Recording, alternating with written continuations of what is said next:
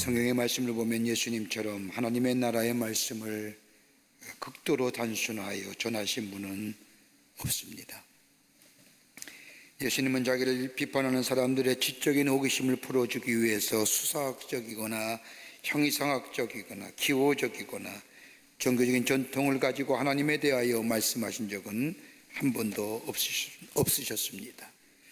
예수님의 관심은 많은 사람들이 하나님 나라를 받아들이고 그리고 믿는 것에 대하여 관심을 가지시고 하나님 나라의 복음을 전하셨던 것을 보게 됩니다.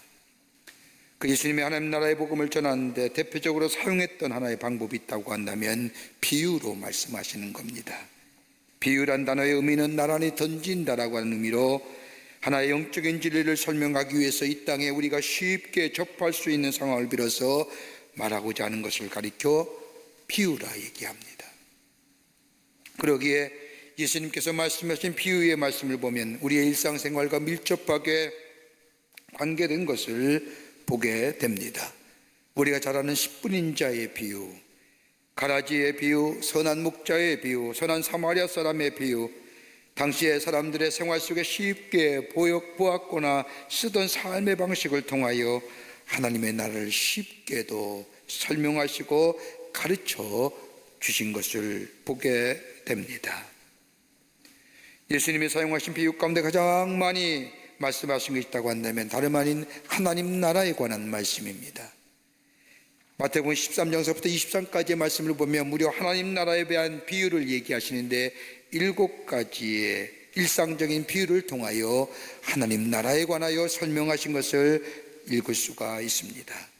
우리가 잘 알고 있는 땅에 떨어진 씨앗의 비유, 겨자씨와 누룩의 비유, 밭에 감추어진 보화의 비유, 천국에서 큰 사람에 관한 말씀이나 어린아이와 같지 아니하면 결단코 천국에 들어갈 수 없다는 말씀 등 우리 일상생활에서 쉽게 경험되어지는 일들과 연관하여 하나님 나라에 관하여 말씀하신 것을 우리는 알 수가 있습니다. 오늘 비유의 말씀도 하나님의 나라에 관한 말씀입니다. 일반적으로 유대 사람이 가졌던 하나님의 나라의 개념은 2가지의 것입니다. 하나는 정치적인 성격을 소유한 하나님의 나라의 개념을 이스라엘 백성이 가지고 있었습니다. 예수님 당시 이스라엘은 로마의 지배하에 있었습니다. 로마의 지배를 받고 있던 이스라엘은 구약의 예언자들의 예언하였던 하나님의 나라는 다름이 아니라 메시아가 이 땅에 오심으로 완성된다고 믿고 있었습니다. 이런 믿음을 가지고 있던 이스라엘 백성들, 메시아가 이 땅에 오시기만 하면 우리를 지배하던 로마의 군인들은 물러갈 것이고 간사한 헤롯 왕은 죽을 뿐만 아니라 다윗과 솔로몬이 통치하던 나라처럼 태평성대의 나라가 될 것이라고 생각하며 하나님의 나라를 정치적인 개념으로 해석했습니다. 다분히 물량적이며 세상적이며 정치적인 의미로서의 유토피아적 하나님 나라의 생각입니다. 또 하나의 하나님 나라에 대한 생각이 있었다고 하면 미래지향적인 개념으로서의 하나님의 나라입니다. 다분히 이분법적인 논리로 이 세상을 현재와 미래로 나누어서 하나님의 나라는 미래에 있다고 생각하는 개념입니다. 하나님 나라의 현실성이나 현재성을 믿지 아니하고 미래에 있는 하나님의 나라 그만을 쫓아가려고 하는 이런 개념은 하나님의 나라를 비현실적이고 비구체적인 하나님의 나라로 만들어 버립니다. 이런 이스라엘 백성이 가지고 있던 하나님의 나라에 대한 개념에 반하여 예수님은 하나님의 나라는 물량적이고 물질적인 것이 아니라 영적인 것이며 멀리 있는 것이 아니라 현재에 있음을 말씀하시며 정치적인 것이 아닌 신령한 것이며 신령한 세계가 물질의 세계를 다 포함하고 있다는 개념으로 하나님의 나라를 설명하시면서 하나님의 나라는 이미 여기 와 있다, 하나님 나라의 구체성, 하나님의 현실성을 예수님은 말씀하시며 종말론적인 나라의 하나님의 나라와 현재적 의미의 하나님의 나라를 말씀하신 것을 들을 수가 있습니다. 오늘 본문의 말씀도 이런 하나님의 나라에 대한 비유의 말씀입니다. 어느 커다란 포도원 농장을 소유한 주인이 자기 포도원에서 일할 일꾼을 구하려고 아침 일찍 사람들이 모여있는 인력시장으로 나갑니다. 당시의 경제사정은 아주 절박한 상황이었습니다. 많은 사람들이 일자리를 구하지 못하고 있었으며 하루 종일 일수를 열심히 해도 그날 겨우 먹고 살 수 있는 품삯을 받을 정도로 경제 사정이 곤란하시고 심각한 때였습니다. 유대인의 시간표를 보면 해 뜨는 시각을 이 6시인데, 오전 6시인데 그들의 시간 개념에 의하면 이 오전 6시를 0시로 말합니다. 해 뜨는 시각인 0시에 포도원의 주인은 장터에 나가 포도원에서 일할 일꾼들과 고용계약을 맺고 농장으로 데려옵니다. 그리고 얼마 지나 3시가쯤 되어서 우리의 시간으로 말하면 오전 9시경에 장터에 나가보니 놀고 있는 사람이 있어 얼마를 주면 일할 수 있겠냐고 묻자 노동자 하루 임금인 한 데나리온을 주면 족하다는 이야기를 듣고 저들과 고용계약을 맺고 포도원으로 데려옵니다. 그 후에 정오쯤 되어서 포도원의 주인이 다시 장터에 나가보니 일을 찾지 못하고 놀고 있는 사람이 눈에 보입니다.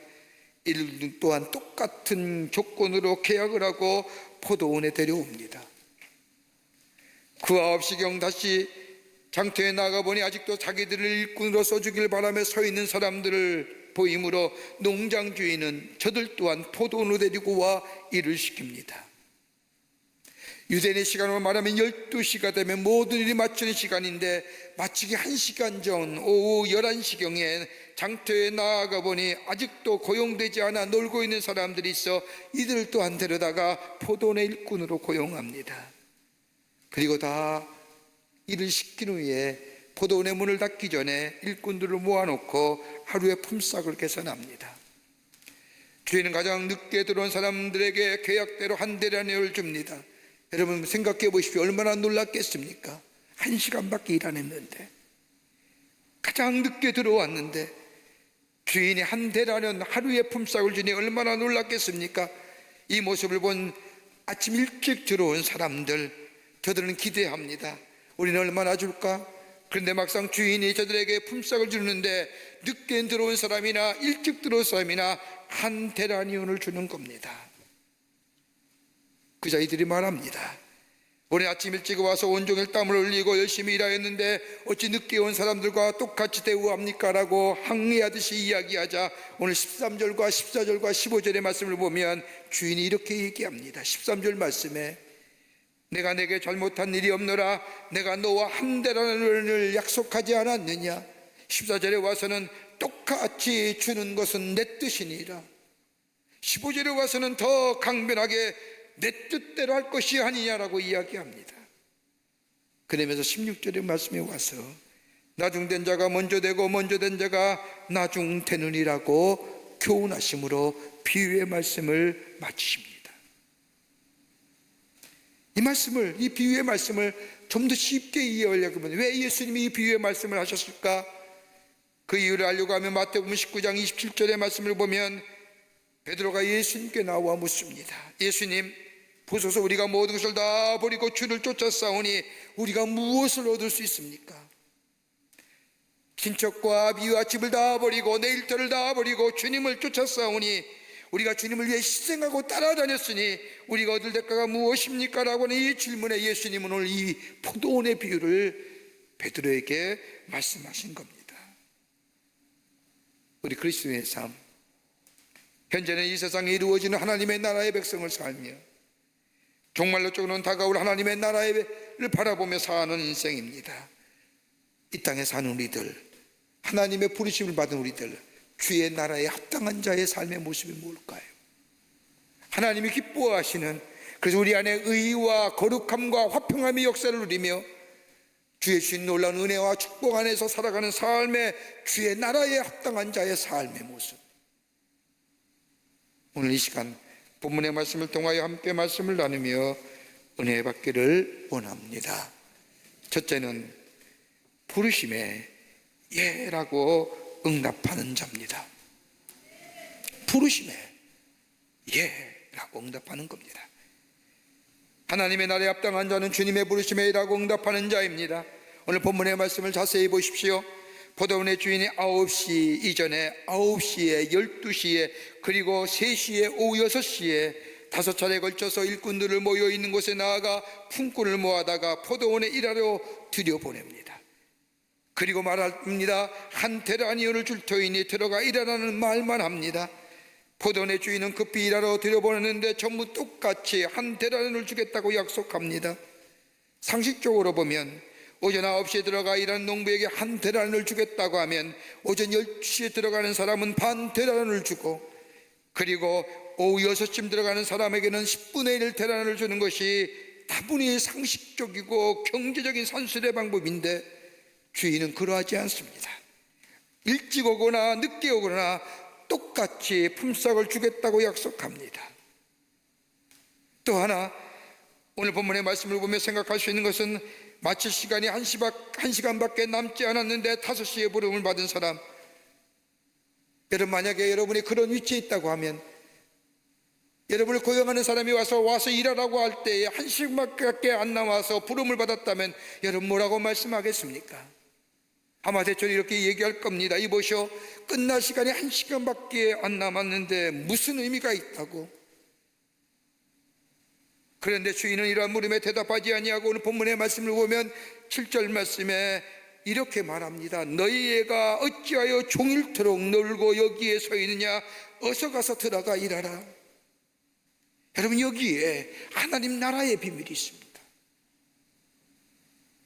하나님의 나라는 부르심에 예하라고 응답하는 자만이 들어갈 수 있다는 겁니다. 우리 주님은 우리의 잃어버린 시간이나 잘못된 시간에 묻지 않으십니다. 그냥 들어가 일하라고만 말씀하십니다. 이 부르심에 예라고 대답하는 자만이 하나님의 나라에 들어갈 수 있다는 겁니다. 우리 하나님께서 인생이 얼마나 남았느냐, 그동안 어디서 뭘 했느냐 라고 물으신 것이 아니라 이제 남은 시간, 이 시간을 어떻게 보느냐에 대하여 관심 가지고 계시다는 겁니다. 우리 인간들의 관심사는 얼마나 많은 시간을 내어 주의 일을 하느냐, 얼마나 많은 일들을 하느냐, 양적인 것에 관심이 있지만 우리 하나님은 양적인 것에 관심을 두지 않으신다는 겁니다. 그냥 부르심에 예, 제가 여기 있습니다라고 응답하며 그 포도원에 들어가 일하면 되는 겁니다. 질문도 병명도 필요 없습니다. 지난날의 경험이나 지난날에 무엇했다는 것 아며 하나님 나라에는 의미가 없습니다. 있는 모습 그대로 주님의 못된 초정에 예, 제가 여기 있습니다 라고 응답하며 들어가는 자, 주의 말씀에 순종하며 따르는 자에게 주의 나라가 임하게 됩니다. 그렇게 고린도후서 12장 9절의 말씀, 2장 19절의 말씀을 보면 예수 그리스도는 예하고 아니라 함이 되지 아니하였으니 저에게는 예만 되었니라고 하는 말씀처럼 전적인 부르심에 예스라고 대답하고 순종하며 나아가는 자가 하나님 나라의 소유된 백성이 된다는 겁니다. 어떤 사람이 지옥에 가보니까 말끝마다 차차라고 외치는다는 겁니다. 도무지 왜 그럴까? 왜 지옥에 있는 사람은 입을 열기만 하면 끝마디 차차라고 이야기하며 말을 마칠까? 의구심이 나서 그 지옥의 문을 지키는 천사에게 물어보았다고 합니다. 왜 저기 있는 사람은 말할 때마다 차차라고 말하는 겁니까? 라고 물으니 천사가 빙그레 웃으면서 대답해 줍니다. 저 사람들은 세상에 살 때에 봉사해 하시지요라고 말하면 차차하지요. 시간을 내어 교회를 위하여 헌신하시죠라고 말하면 차차하겠습니다. 이렇게 말하다가 육신의 시간이 다 되어 지옥에 와보니 그때의 일들을 후회하면서 차차라고 말하며 산다는 겁니다. 우리는 그렇지 않은지요? 오늘도 우리를 불러주시는 주님의 음성, 말씀으로 우리를 불러주시는 그 부르심에 예, 제가 여기 있습니다라고 대답하고 일어서서 따라가는 자, 순종하는 자가 하나님 나라에 합당한 자의 모습이요, 주의 나라에 들어가는 자라는 겁니다. 여러분, 바디메오 보세요. 바디메오가 날 때부터 소경인 바디메오, 디메오의 아들인 바디메오가 눈을 떴습니다. 여러분, 눈 뜨는 순간 보고 싶은 것이 얼마나 많았겠습니까? 가보고 싶은 것도 얼마나 많았겠습니까? 그러나 가보고 싶고 보고 싶은 것 뒤로 하고 예수님의 부르심에 예라고 대답하며 쫓게 될 때에 그의 삶이 하나님 나라에 합당한 자의 삶으로 그의 삶 속에 거룩함과 의로움과 화평함의 역사가 있던 것처럼 오늘도 우리를 불러주신 주의 음성에 주님, 제가 여기 있습니다. 부르시며 예라고 대답하며 응답하는 자에게 하나님 나라의 백성의 삶과 더불어 그에게 거룩함과 의로움과 화평의 역사가 있게 되는 줄 믿습니다. 우리 교회 오늘 주보 사이에 각 위원회의 위원들의 명단들이 쭉 나갔습니다. 남성교회, 여성교회, 실업인성교회 그 밖에 위원회들의 명단들이 쭉 프린트물로 해서 주보로 간지로 섞어서 나갔습니다. 수백 명이 아니 수천 명의 명단이 나왔습니다. 못하는 것이 아니라 그 부르심에 예, 제가 여기 있습니다라고 응답하며 순종하며 따라가는 자들 때에 하나님 나라의 합당한 백성이여 거기에 주시는 주의 의로움과 거룩함과 화평함의 역사가 있게 되는 줄 믿습니다. 두 번째는 하나님의 나라는 누구에게나 다 공평하다는 겁니다. 하나님의 나라는 다 공평합니다. 오늘날 우리가 살고 있는 이 세상은 능력이라고 하는 보상체계 속에 살아가는 세계입니다. 그래서 너나 할 것 없이 능력 있는 존재가 되기를 원합니다. 심지어 매스컴의 광고도 당신의 능력을 보여주십시오라고 하지 않습니까? 그런데 하나님의 나라는 이런 능력의 나라가 아닙니다. 누구에게나 공평한 나라가 하나님의 나라입니다. 오늘 본문의 말씀을 보십시오. 모든 일이 마친 후 주인이 포도원의 일꾼들과 계산을 합니다. 저녁 5시쯤 들어와 1시간 일한 사람들에게 한 데나리의 품삯을 줍니다. 그러자 이 모습을 본 사람은 나는 아침 일찍이 들어와 일을 하였으니 나에게는 저들보다 더 많은 품삯을 받을 것을 기대합니다. 그런데 주인은 이들에게도 마찬가지로 한 데나리온을 줍니다. 그자 이들이 불평합니다. 우린 아침 일찍이 와서 온종일 땀을 흘리고 열심히 일하였는데 어찌 늦게 온 사람들과 똑같이 대우를 합니까? 라고 말하자 포도원의 주인이 말합니다. 13절에 와서 내가 내게 잘못한 일이 없노라. 내가 너와 한 데나리온을 약속하지 않았느냐? 14절에 와서는 더 강력하게 얘기합니다. 똑같이 주는 것이 내 뜻이니라. 15절에 와서는 더 강력하게 말하지요. 내 것 가지고 내 뜻대로 하는데 너희가 무슨 상관이야?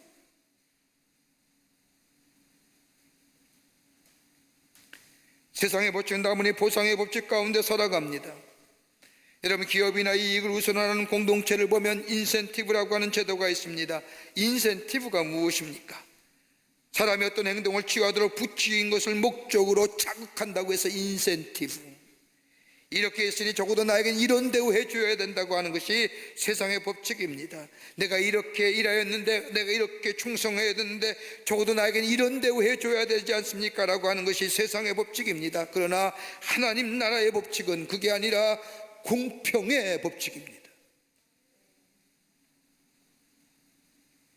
출애굽기 16장 8절 이하의 말씀을 보면 이스라엘 백성들이 출애굽하여 광야의 생활을 걸어가면서 먹을 것도 변변치 아니하고 풍족하지 않자 애굽의 생활을 그리워합니다. 애굽에서는 고기도 먹고 빵도 먹었는데 이 광야의 생활에서는 이런 맛을 보지 못하였다고 하며 불평과 불만을 터뜨리게 되자 하나님께서는 이스라엘 백성에게 고기인 메추라기와 빵을 만들 수 있는 만나를 배려해 주십니다. 그런데 특별한 것은 만나는 그날 거둔 것만 먹을 수 있다는 겁니다. 욕심을 부려서 내일 것까지 오늘 거둔다면 그 만나는 썩고 마는 겁니다. 다시 말한다면 하나님께서 주신 하늘의 양식은 그날 생존하게 한다는 겁니다. 그러기에 매일매일 그날의 생명의 양식을 먹어야 된다는 겁니다. 그러면서 성경은 말하기를 많이 거둔 사람도 남지 않고 적게 거둔 사람도 모자라지 않았느니라고 하고 하는 말씀처럼 하나님의 나라의 법칙은 공평의 법칙이요 이것이 하나님 나라의 경제학입니다. 인간의 경제학은 많이 거두면 많이 저축하고 적게 거둔 자는 그만큼 궁핍하면 어렵지만 하나님 나라의 경제는 많이 거둔 자도 남지 아니하고 적게 거둔 자도 부족함이 없는 것이 하나님 나라의 경제 법칙입니다. 여러분, 이것이 상생의 법칙이고 이것이 윈윈의 법칙입니다.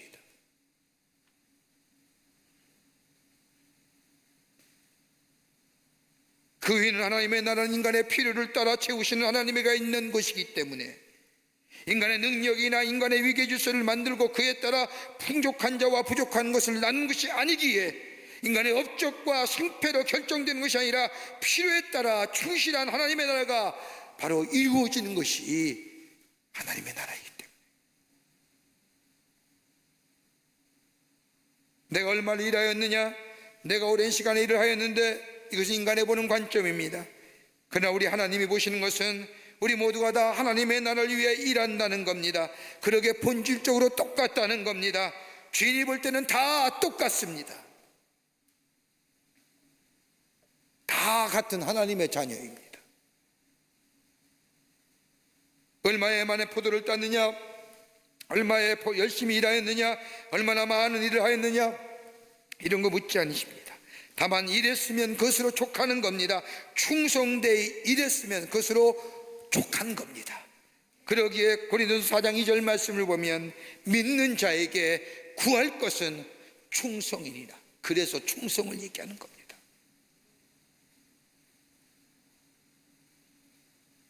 먼저 온 자, 와서 일하는 자들, 분량과 시간을 따지며 더 많은 보수를 원하는 것, 주인의 뜻과는 거리가 먼 행동입니다. 이들이 가지고 있는 것은 공로주의의 의식입니다. 이것 가지고는 하나님 나라에 들어갈 수가 없는 겁니다. 여러분, 여러분의 공로로 구원받으셨습니까? 여러분의 의로움으로 구원받은 거 아니지 않습니까?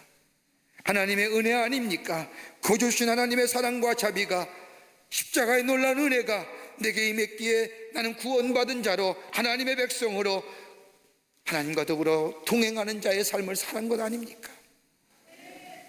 내가 모자랐습니까? 우리가 얼마나 잘났습니까?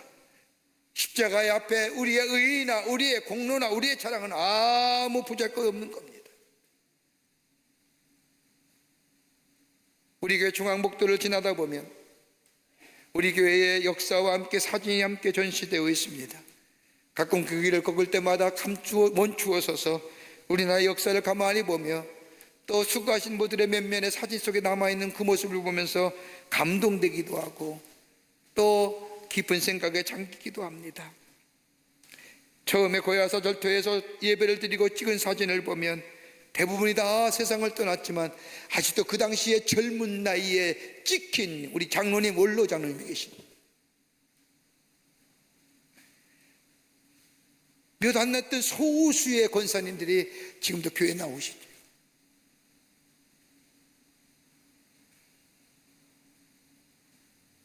그분들은 광림의 재단을 위해 기도하시는 분들입니다.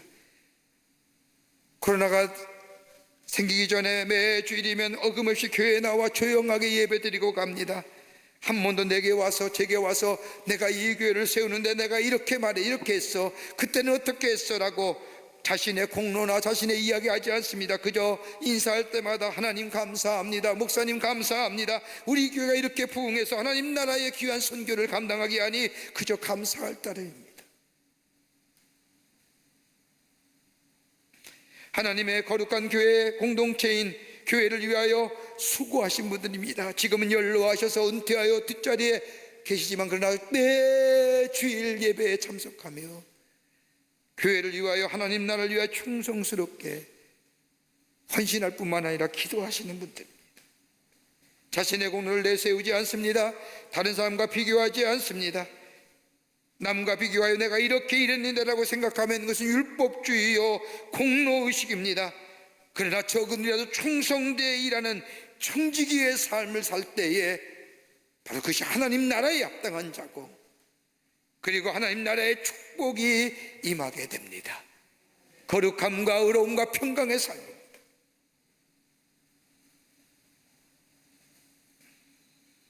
주신 은혜에 감사하며 내게 일하게 해주심에 감격하며 그리고 그 부르심에 감사하며 주의 일들을 감당하는 자들 때에 주의 놀라운 축복이 우리 가운데 임하게 되는 줄 믿습니다. 끝으로 은혜의 힘을 깨닫고 누리는 삶입니다. 은혜의 힘을 깨닫고 그 은혜를 누리고 사는 인생입니다. 오늘 예수님께서 하신 이 비유의 말씀을 보면 처음에 들어온 사람들이 주인에게 항의합니다. 12절 말씀을 보면 나중 온 사람들은 1시간 만에 인하였거늘 종일 수고와 더위를 견딘 우리와 같게 하였나이다라고 이야기합니다. 비교하는 거예요. 자기를 불러서 하루에 품삯을 받게 한 주인의 은혜를 망각하고, 만약 그 부르심이 없었다고 한다면 가족들의 생계는 어떻게 책임지며 어떻게 먹을 것을 구해서 가서 가족들과 함께 마지막 저녁의 식사 자리를 가질 수 있어요. 불러주신 것에 대해서 감사하고 하루에 품삯을 준 것에 대해서 감사해야 될 터인데 잊어버린 거예요. 처음 감격을 상실했어요. 처음 부르신 것에 대해서 잊어버렸어요. 그러나 거의 일일끼리 끝나갈 무렵 불러준 일꾼들은 주인의 은혜에 대한 감사의 마음이 넘칩니다. 오늘 일하지 못하고 들어갔을 때 우리 가족들의 생계는 어떻게 됐을까? 우리 아이들 저녁은 먹을 수 있었을까? 그러나 포도원의 주인의 부름에 인하여 우리들의 가족들의 생계가 회복되었다는 그 감격, 그 은혜, 그러기에 저들의 삶 속에 감사가 넘치게 됩니다. 여러분, 은혜가 뭘까요? 거저 주시는 것이에요. 거저 주신 하나님의 사랑과 자비. 그러기에 은혜는 질투함이 아닙니다. 은혜는 형평과 원칙을 내세울 것도 아닙니다. 은혜는 어디까지나 은혜입니다. 거저 주신 것, 거저 받는 것이 은혜입니다. 그러기에 은혜 받은 자는 비교가 없습니다. 은혜는 양이 아니라 질이기 때문입니다. 왜 우리가 삶에 낙심하고 절망하며 실망한 일스러운 일들이 일어난 이유가 어디 있습니까? 다른 사람과 비교하기 때문인 거예요. 비교하는 마음이 생기면 우리 마음에 뭐가 생겨요? 시기와 질투가 생깁니다. 미워하는 마음이 생깁니다. 이 시기와 질투는 저 야고보서의 말씀을 보면 사탄적이요 마귀적이요 정욕적인 것입니다. 시기와 질투, 이것은 우리에게 뭘 갖다 주는 줄 아세요? 다툼이고 분쟁이고, 끝내는 뭐예요? 나눔이에요.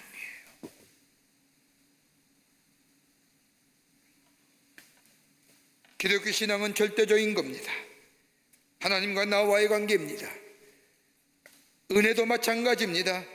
내게 주신 은혜가 다른 사람과 똑같을 수 없습니다. 하나님 우리의 믿음의 분량에 맞도록 은혜를 주십니다. 누가 진정으로 복되고 불행한가는 하나님만이 아시는 겁니다. 우리가 흔히 얘기하는 것처럼 부부의 관계는 부부만 안다잖아요. 누가 얘기할 수 있습니까? 하나님과 나와의 관계는 하나님과 나와의 관계만이 아는 겁니다. 그러기에 내게 주는 은혜에 감사하며 살아가는 삶, 인간의 상대적인 시각으로 평가하고 그것으로 인하여 시험 들고 낙심하는 자가 아니라 하나님과 나와의 절대적인 관계 속에서 하나님이 내게 주신 은혜에 감사하며 감격하며,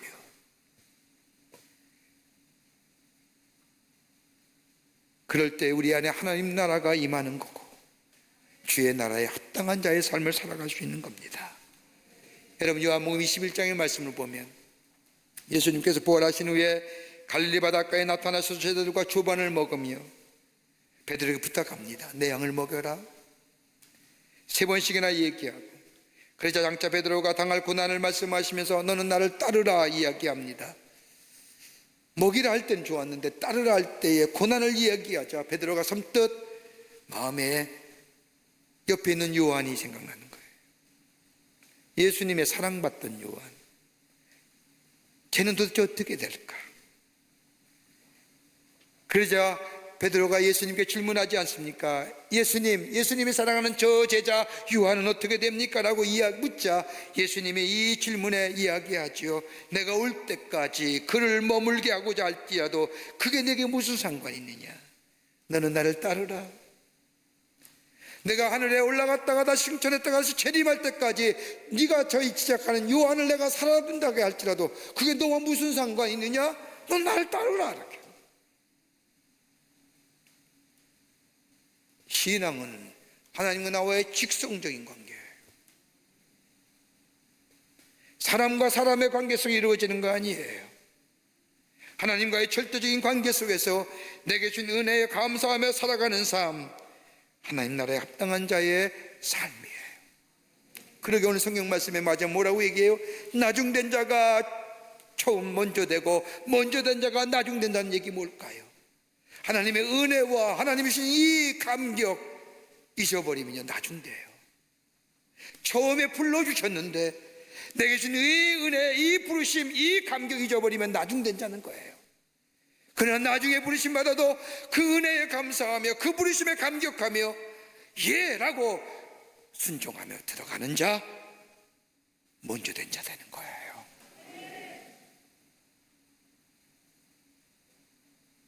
우리 주님은 우리를 하나님 나라의 일꾼 쓰기를 원하십니다. 오늘도 주님 부르시는 예, 제가 여기 있습니다. 공평하신 그 하나님 은혜에 감사하며 적은 일에도 충성되이 그 일을 감당하며 걸어가는 하나님 나라의 백성, 거기에 주의 나라가 임하는 거예요. 거기에 거룩함과 의로움과 화평의 역사가 일어나는 거예요. 그리고 우리에게 주시는 주의 약속의 성취가 우리 가운데 일어나게 됩니다. 이런 놀라운 은혜가 올 한 해 여러분과 저 가운데 넘쳐나기를 주의 이름으로 축원합니다. 하나님 감사합니다. 저희를 사랑하시고 하나님의 자녀 삼으심에 감사합니다. 주님 부르심에 예 제가 여기 있습니다. 그 부르심에 응답하며 순종하며 따라가는 자 되게 하여 주시고 내게 주신 은혜에 감사하며 그 은혜의 감동 속에 주의 주 맡긴 사명 감당하는 자들 되게 하여 주실 뿐만 아니라 그로 인해 내 안에 의로움과 거룩함과 화평함을 통한 하나님이 주신 약속의 성취가 이루어지는 저희들로 주께서 삼아 주시옵소서. 하나님 나라에 합당한 자의 삶으로 살아갈 수 있도록 성령께서 도우시고 인도하여 주시옵기를 원하오면서 예수님의 이름으로 기도하옵나이다.